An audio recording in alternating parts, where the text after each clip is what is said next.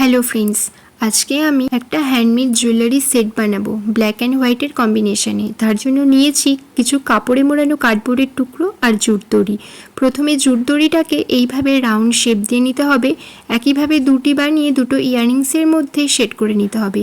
একইভাবে আরেকটি জুট দড়ির শেপ বানিয়ে নেকলেসের মধ্যে সেট করে নিতে হবে এবং তারপরে ইয়াররিংস আর নেকলেসের কার্ডবোর্ডগুলোর মধ্যে ব্ল্যাক কালার করে নিতে হবে।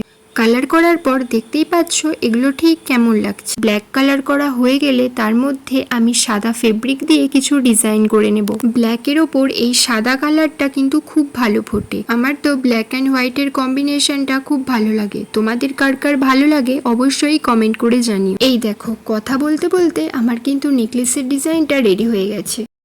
এই হলো আমার নেকলেসটার ফাইনাল ডিজাইন।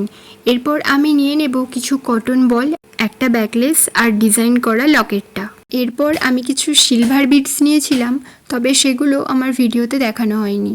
এরপর আমি লকেটটায় কিছু জাম্প রিং সেট করে নিচ্ছি ব্যাকলেসটা আটকানোর জন্য, আর সেট করে নিচ্ছি কিছু কড়ি। আমি কিন্তু এখানে প্লাস্টিক কড়ি আর অরিজিনাল কড়ি দুটোই ইউজ করেছি। আর অন্যদিকে আমি ইয়াররিংস দুটো বানিয়ে রেখেছিলাম, সেগুলোর হুকগুলো লাগিয়ে নিচ্ছি। ফাইনালি আমার হ্যান্ডমেড জুয়েলারি রেডি।